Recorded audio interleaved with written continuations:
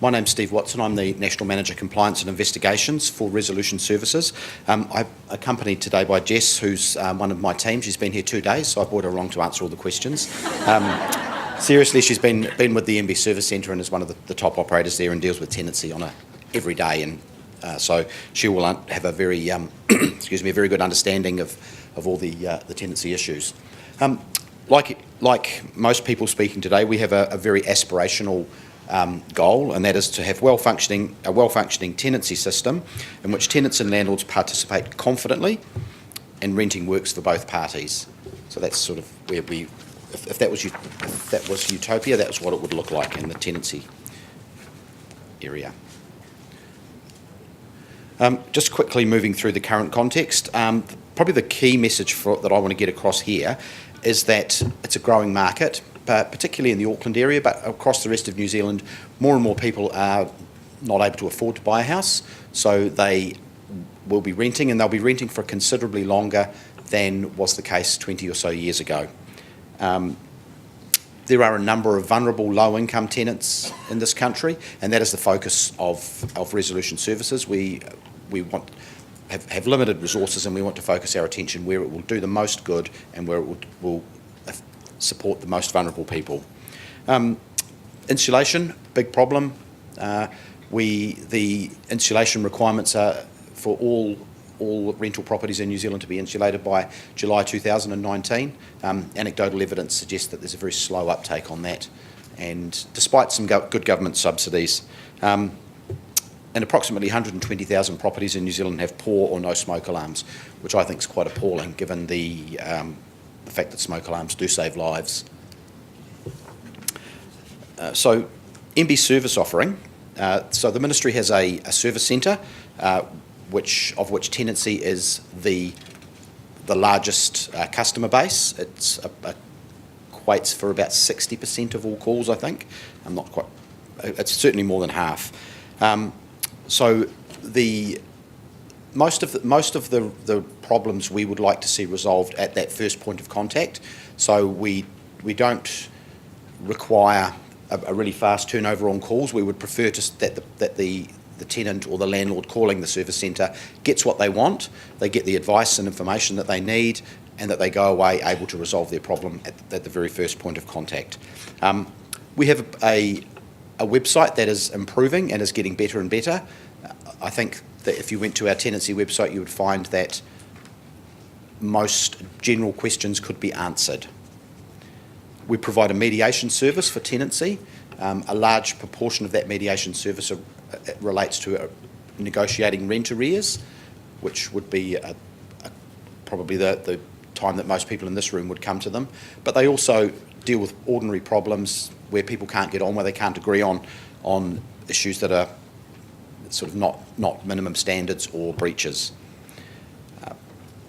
A new service offering, the last two, are compliance and investigations. So our compliance offering it's more than a point of first contact resolution. It's about helping people come to a guided self-resolution where there are breaches of the Act. So it may be that a landlord refuses to put in smoke alarms when the tenant has asked them multiple times. They would make a complaint to our tenancy services group. It would go to the compliance team, of which Jess is a member. The little nudge or the stick from the government is what the landlord needs, and they comply. So it's a very quick, very effective process for us, and we hope that a lot of the non-compliance is resolved that way. Finally, we have our investigation and audit team, and they will deal with the most serious cases. A couple of cases that we've got at the moment. One is a case in Auckland where it's currently before the tribunal for 197 properties where bond wasn't lodged,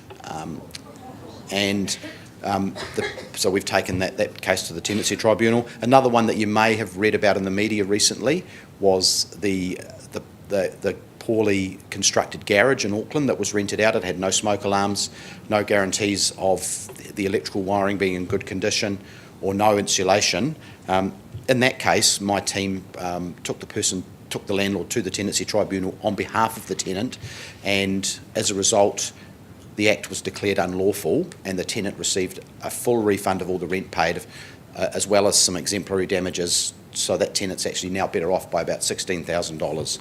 So, and look, we wouldn't do that in every case, but in the most serious cases we would do that, because it does serve as a warning to other members of or other landlords who might want to consider that sort of behaviour. So some new legislation came in that enabled my team to come into force on 1 July last year. The key areas of change, smoke alarms I've touched on, but what that actually means is that all rental properties, landlords are required to put in working smoke alarms of a suitable standard, and they need to be in specific locations. I think it's within 3 metres of all sleeping areas. There's the insulation requirements that I touched on before, an expedited abandonment process, which I don't know a lot of detail about, but perhaps if you have any questions about that, Jess will be happy to answer them.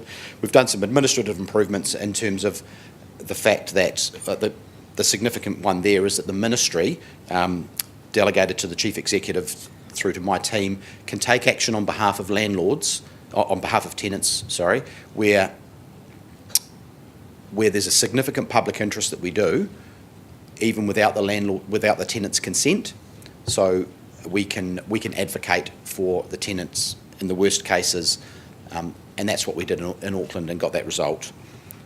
We also have through that delegation the ability to seek work orders and some increased enforcement powers that enable. One of them, the most significant one, is the one that allows me as the head of the unit to publicly comment on landlords through the media or through social media without a tenancy tribunal order. So if there's sufficient evidence, I can publicly comment and name and shame a landlord who has committed some pretty bad acts. We've decided to setting the policy on that, we have decided that it will be only done in extreme cases, and one, to not dilute its effectiveness, and two, just to protect ourselves a little bit from some of the laws. So just flick through that. Just quickly, we've got a couple of strategic objectives. The most important one, or the ones to me, are the last two. That landlords and tenants have good tenancy literacy. It's our belief that if tenants understand their rights well and landlords understand their obligations, that the majority of landlords are decent people and they will try to do the right thing. But more significantly, if tenants have a good understanding of their rights, they will be able to ask the right questions of their landlords. So the communication will be better because everybody will understand what the other party's talking about. And the final one that I feel quite strongly about is that all landlords should treat their enterprise as a business. They're running a business. It's a profit-generating exercise. Their house is their asset, and the tenant is their customer. And if you put a consumer protection lens on that, the landlord, and through their business, is providing a product. That product is the house, and that house should be fit for purpose, fit for people to live in, and suitable, and not damp or in poor condition, causing health problems.